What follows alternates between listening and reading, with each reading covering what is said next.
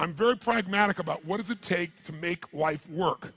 But what I want you to know is Australia, of all the places on the face of the earth, when I was talking to my client, he was saying, Tony, of all the places on earth, if there's one place you'd pick to have a great quality of life with your family that will weather the storm the best, it's Australia, by far. You guys are in the best place on earth to make it through this situation and take advantage of it. But the real secret is, whether you suffer or whether you succeed is not going to be based on the season. Some people freeze to death in the middle of the winter. Other people ski and snowboard. It really comes down to what are you going to do? So as I was coming here, I was thinking, what can I do to show you how to take advantage of the season? What can I do to show you how you can absolutely, doesn't matter what the season is a bad season financially a good or bad time to start a business? Tell me, which one? When the economy is toughest, is it a good or bad time to start a business? You tell me. Which one? You go, well, of course, that's what he expects me to say is good. But it's the truth. If you look at the Fortune 1000 companies around the world, 65% of them were started in a depression or a recession. The reason is they were started with somebody when all the competition was freaking out. Somebody could start, like Apple Computers, in the middle of a recession with selling their Volkswagen bus and coming out with some ideas because everybody else was scared and wasn't willing to do whatever it took. Disney started in the Depression. Right? Fortune magazine started in a depression. How are you going to build your fortune in the middle of a depression? It's why they're one of the strongest companies in the magazine business, and a business that's pretty horrible for most people. If you look at Microsoft, it was a recession. You look at the best and most powerful companies, it's because they understood something that's really critical, and that is, don't ask it be easier, ask and make yourself better. If you get strong during the tough time, you'll dominate for the rest of your life. What I think would be useful is maybe walk you through a tool that I've got that I've developed over the years to turn companies around. And the fundamental tool is there are areas of your business, every one of you in this room, no matter what your business is, if you're in business, you're probably doing something well. How many got some area of your business you're proud of, whether it be marketing or sales or the product or the service? How many got an area you're proud of? Say I. How many got an area you're less than proud of? Say I. The challenge is, where does our energy go? To the areas we feel most skilled and powerful in, or least skilled and least powerful in? Which one? No, our energy tends to go to the areas we feel most powerful. We do what makes us feel good. We do what we feel competent in, not what we feel incompetent in. And business is complex. It doesn't have to be, but it is. So I thought maybe there'd be a format I could give you today is, let's walk through what the business environment's really like right now, and then let's see if we can walk through what are the areas that if you were just to do this, if I never saw you again, and my goal is to see you again, my goal is to add enough value, go, okay, this is no brainer.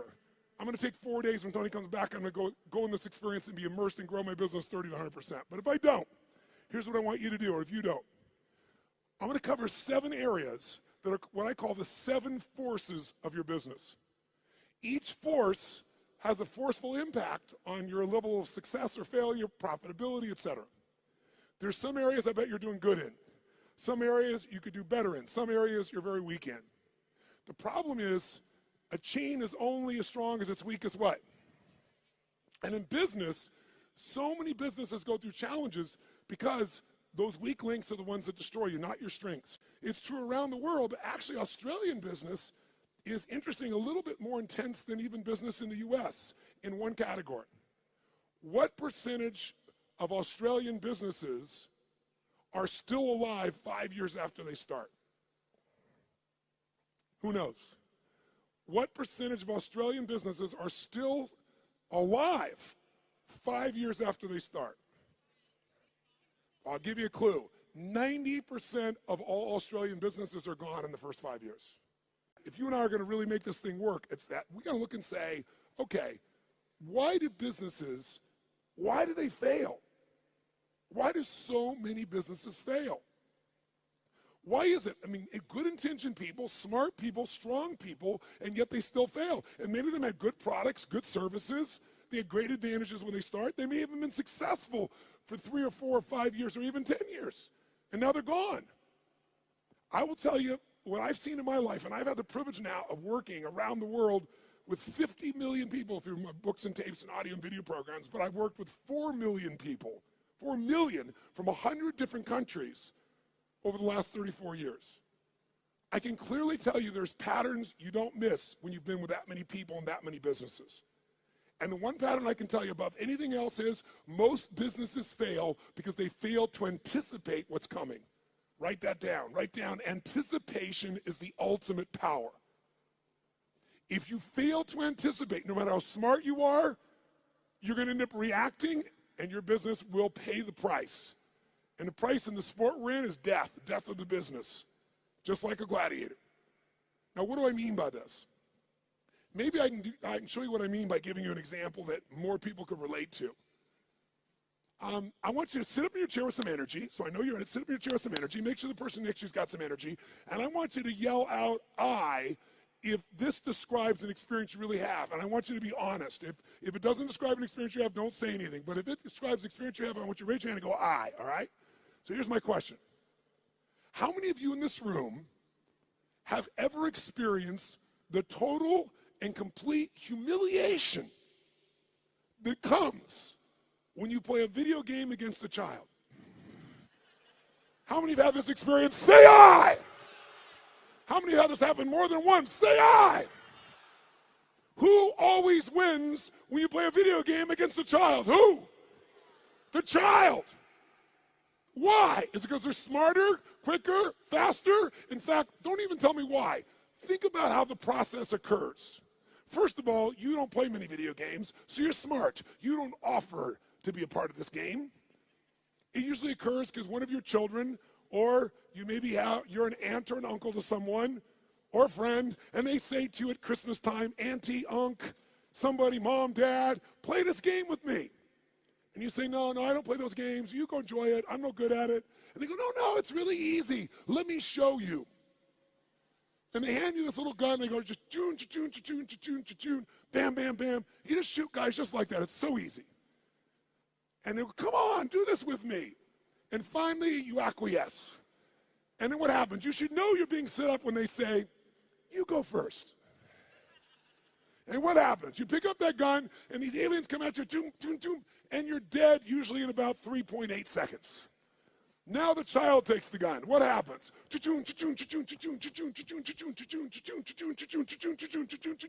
And about 45 minutes later, you get your second turn. Who knows what I'm talking about here? Say I. Now you're pissed, right? You're like getting competitive. I'm not getting shot in 3 seconds. So now you're really focused, and you get shot in the back, and you're dead in 2 seconds. The kids,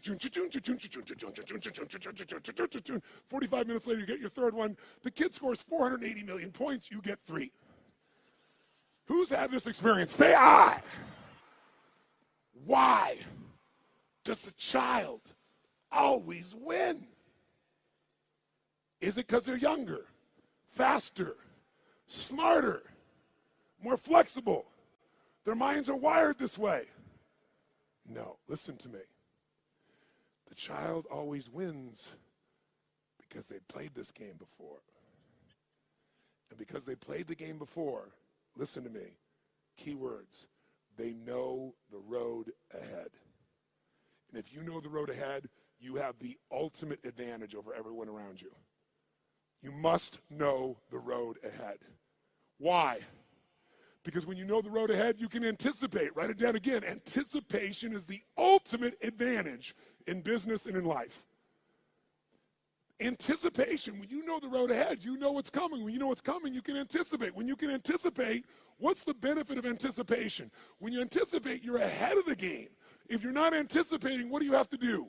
React. And when you're in the game of business and you react, you're going to die. It's that simple. I don't care who you are. I don't care how long you've been in business. If you find yourself reacting, you're going to die. You're in business and you didn't anticipate some of the challenges coming up with technology, and all of a sudden it eats you up in a week, in a month. What you built 5-10 years ago disappears. Who's seen this happen and knows what I'm talking about is real here? Say I. So we're talking about the most important skill of all here.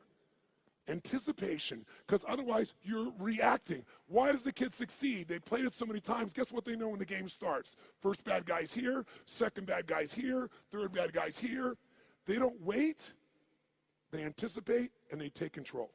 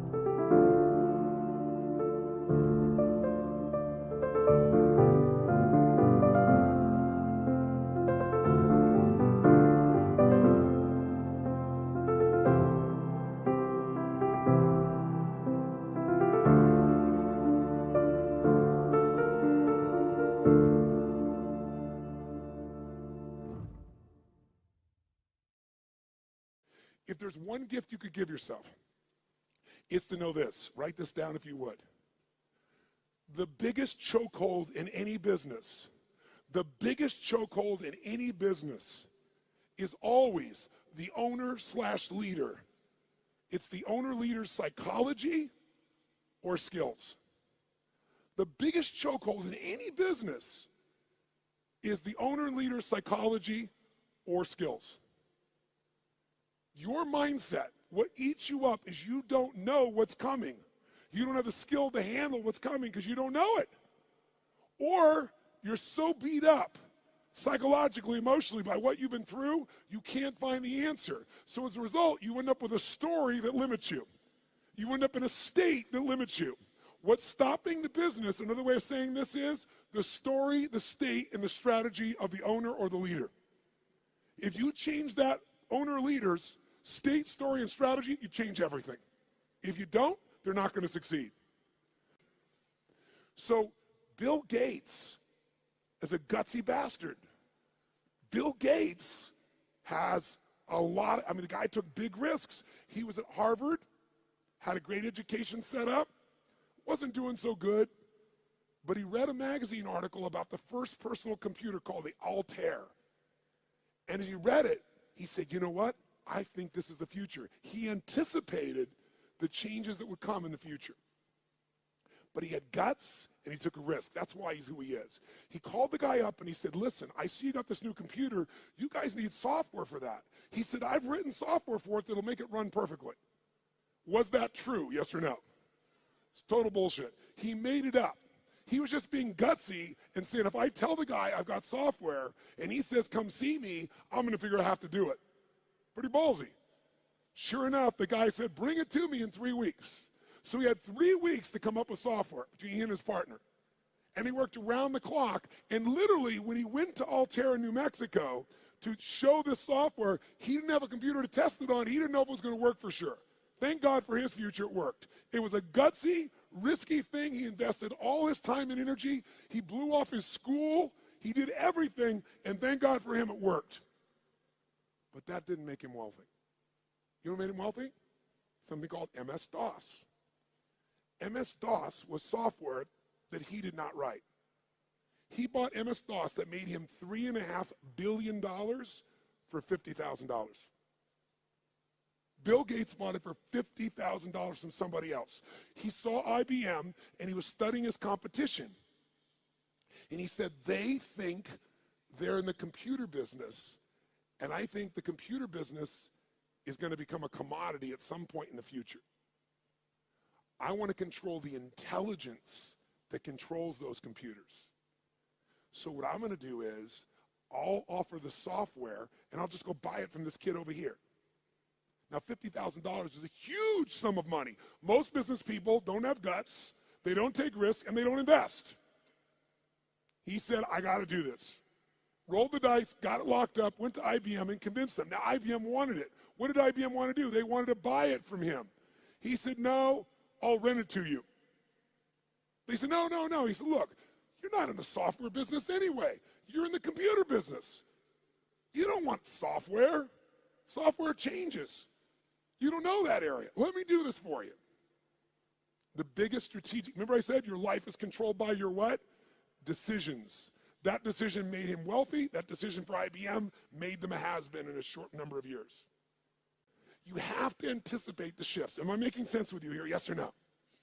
So, what's the solution? The solution, listen to me, is constant and never-ending improvement on the areas that control the success or failure of your business. Constant, never-ending improvement. It doesn't have to be huge, but it has to be constant. Incremental improvements in the areas that matter on a regular basis, and you will dominate as long as you also anticipate. So let me give you 7 real fast because I'm on tight on time. Let me give you the first of the 7. Let me show you how it works. I'm going to start with the end in mind. If you're going to be successful in business, the end outcome, what makes somebody successful in business is not that they make a sale. If all you do is make a sale, you made a little money. To have a business, it has to be sustained. To be sustained, you have to build clients, or at a minimum, what I would call raving fan clients, raving fan customers. Now, why is the target of all business a raving fan customer? Well, first of all, what makes a human being wealthy in financial terms? What will make you wealthy is only one way to get wealthy and stay wealthy. Add more value to other people's lives than anyone else can possibly do. If you add more value than anybody else, you will have people be a raving fan of your product, service, or company. And raving fans are the best marketing in the world because today, nobody pays attention to advertising unless it's shocking. And even then, it doesn't necessarily sell the product. What sells products today is people telling people this is the best shit you can get. How many agree with me on this right now? Say I. And you can't buy that word of mouth. You can only deliver it by delivering such an incredibly valuable experience or product or service that people tell everybody about it. The first key to getting to that target, if we're gonna grab hold of our energy and we're gonna race towards this target, is you have to do step number one. Step one in a business is you gotta know where you really are. You gotta know where you really are, and you gotta build what I call a business map. Now, what do I mean by a business map? Well, think of it this way. How many of you in this room have a 5-year business plan right now for your company? 5-year business plan, raise your hand. Now, a group of 9,000 people, I'm seeing maybe a dozen hands. The reason you're seeing a dozen hands is because even if you have to do a 5-year plan, it's bullshit. And I'm not being disrespectful.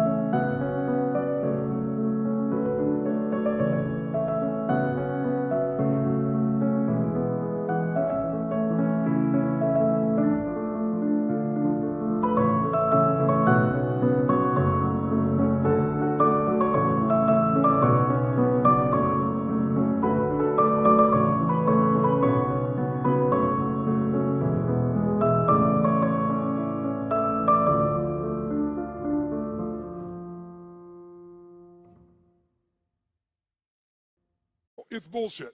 Why is it bullshit? Everyone tell me. Why is a 5-year business plan in the world we live in today total bullshit? Why? Because the world is changing so fast, you have no clue what's going to be here in 5 years. You're kidding yourself. So what do you throw up your hands and just hope it works out well? That's a disaster too.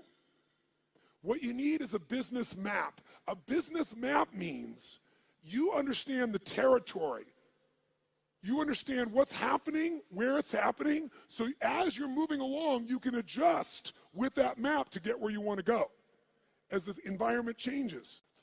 The way you frame what business you're in to yourself is the single biggest limit in your business, and I promise you it's limiting who you do business with as well.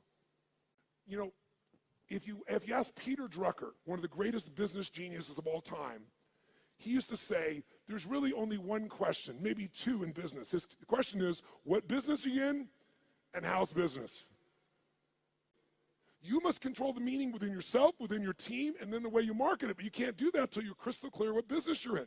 And every 7 weeks, you should be digging in deeper to what business you're in, or you'll ask a third question.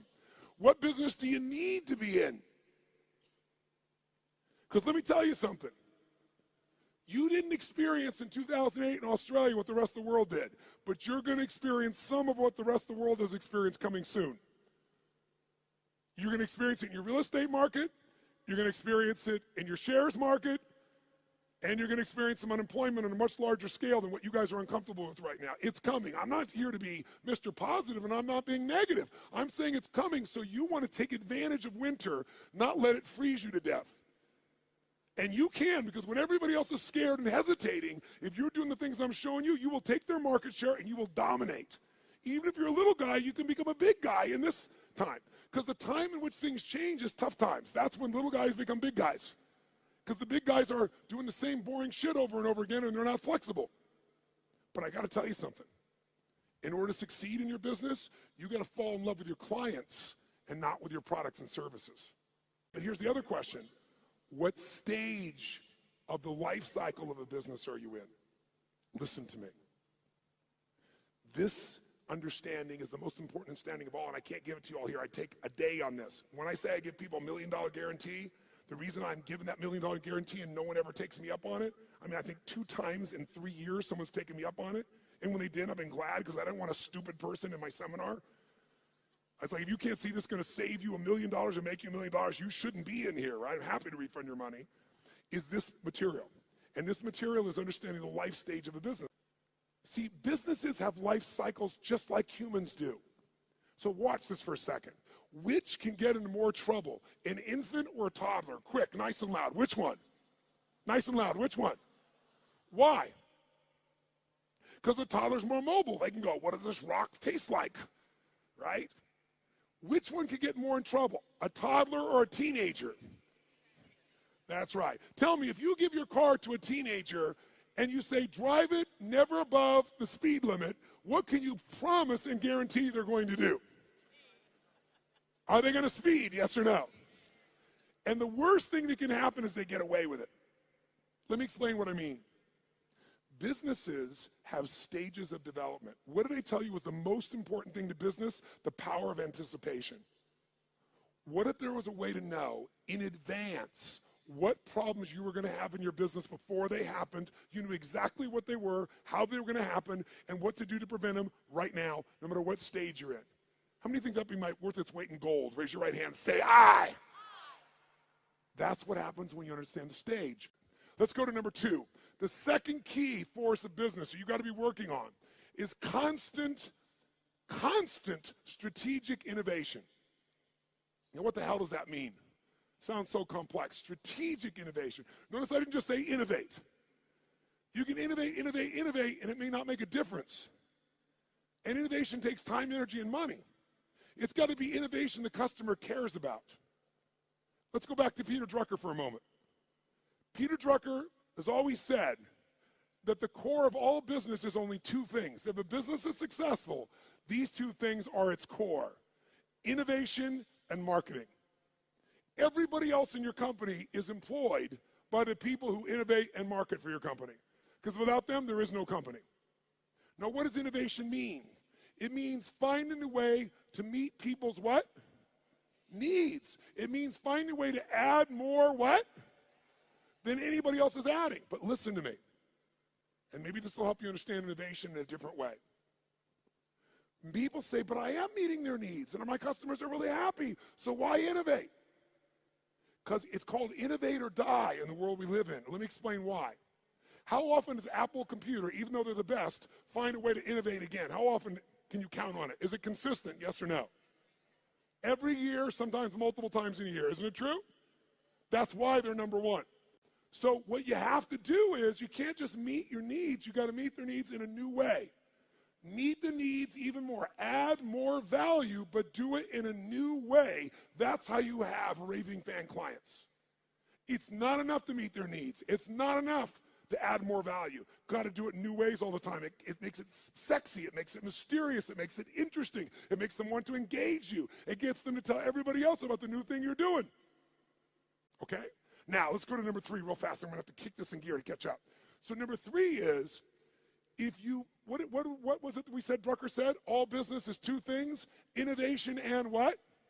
Come on, guys, innovation and marketing. Answer this question for me. Does the best product or service always win? Yes or no? Nice and loud, yes or no? Which company always wins? McDonald's? Where are they?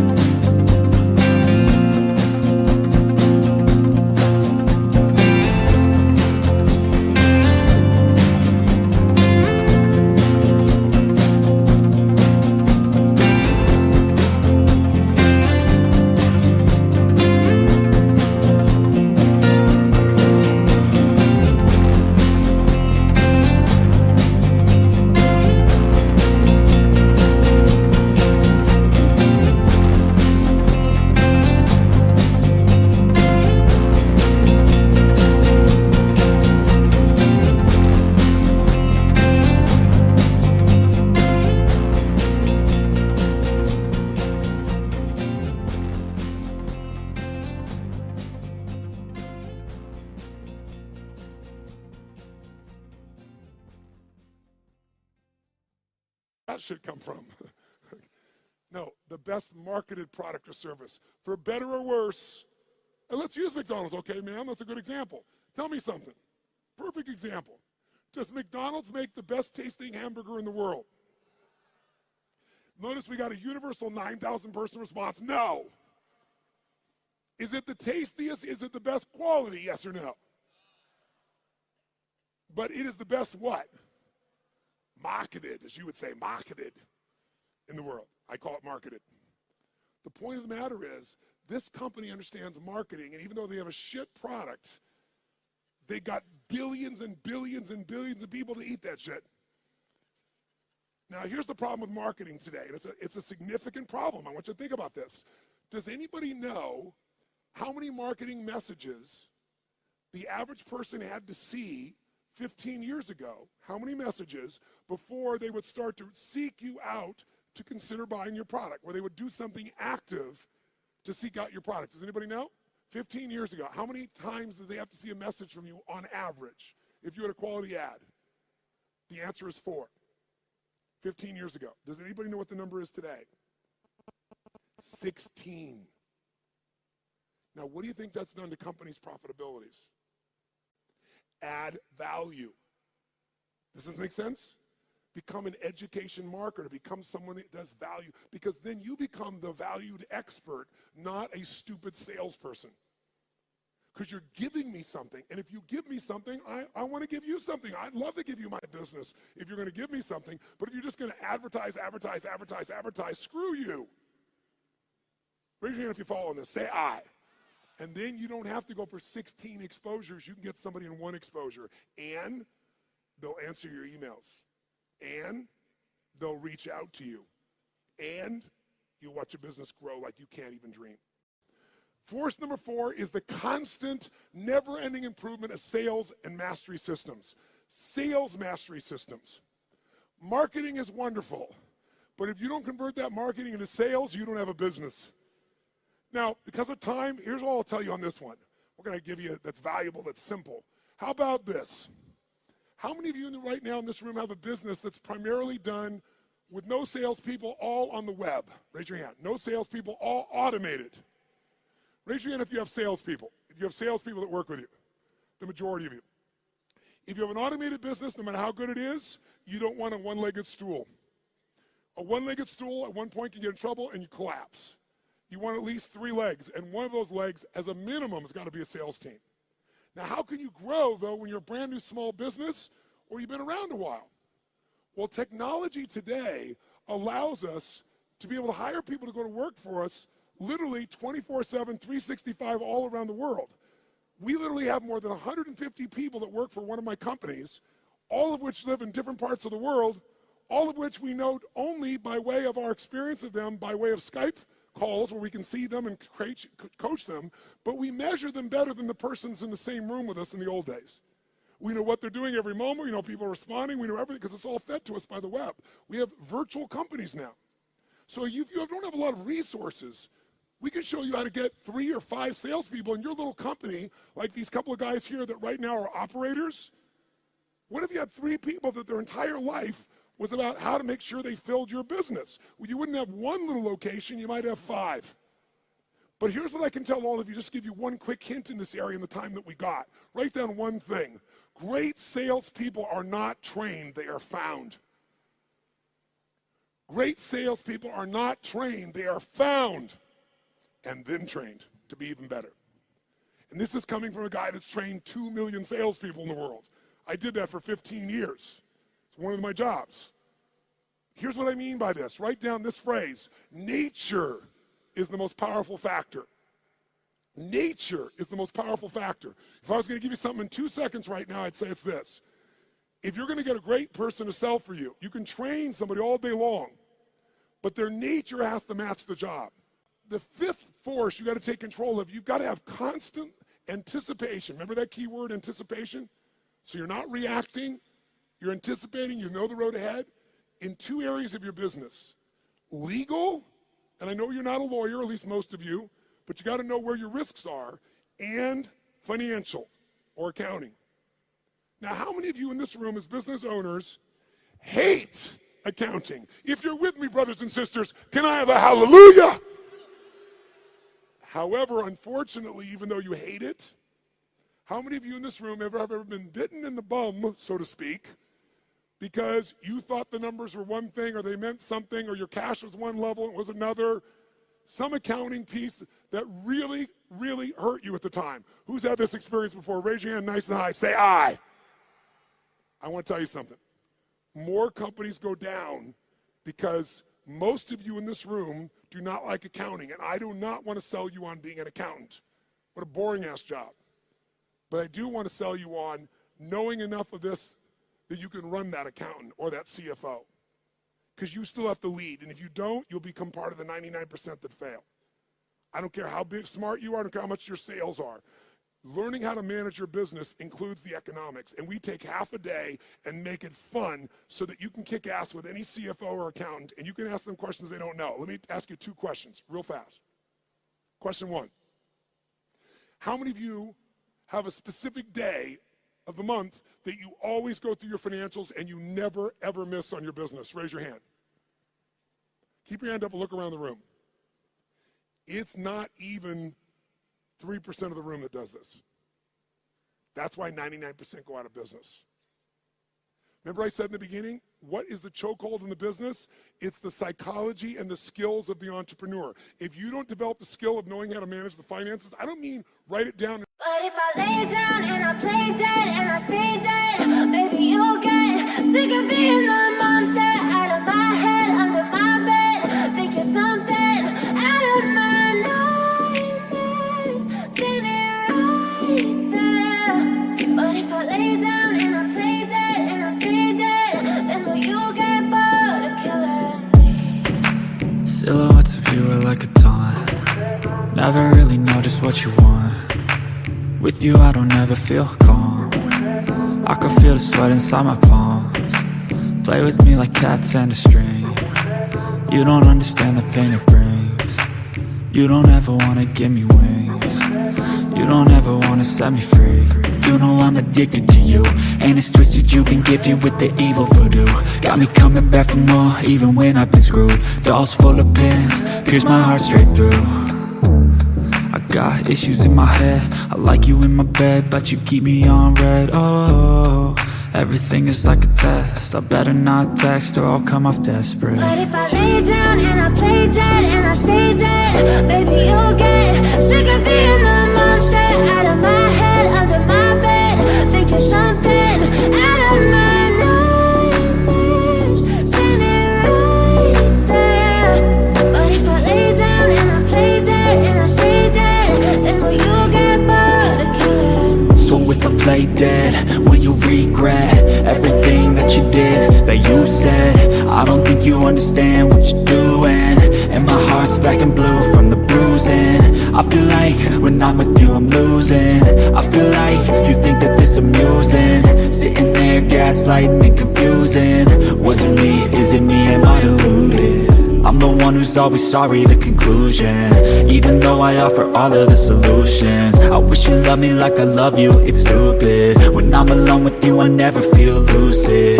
I wish I wasn't struck by Cupid. I wish when I first saw you I knew this. When I'm with you I feel so useless, I feel diluted, my heart's been wounded. Silhouettes of you are like a taunt. Never really know just what you want. With you I don't ever feel calm.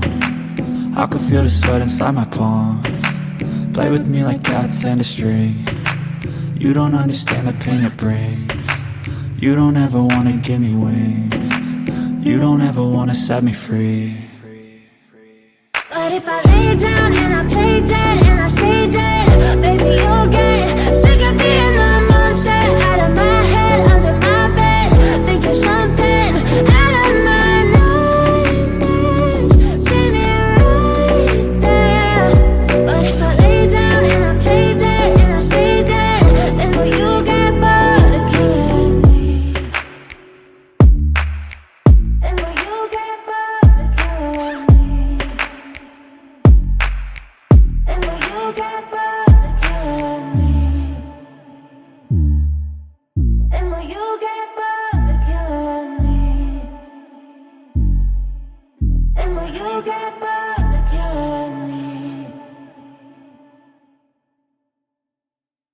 accounting. I mean know how to read that and use that information as intelligence to guide yourself, you're going to be in trouble. In business, nobody gets a special license. You can go out there and know nothing about numbers except what you think you know, and that's why you go out of business. This is a skill. If you don't get it from me, you better go get it now.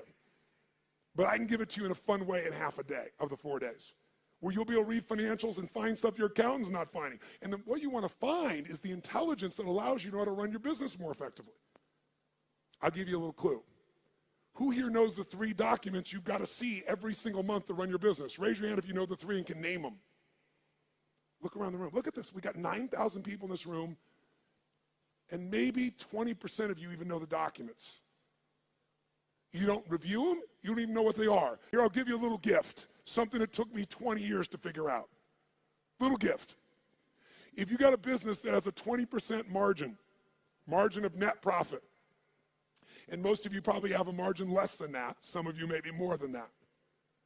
But if you have that and you just cut 12% of your costs, 12% of your costs on a 20% margin company, you'll grow your profits by 50%, meaning you'll have a 30% margin.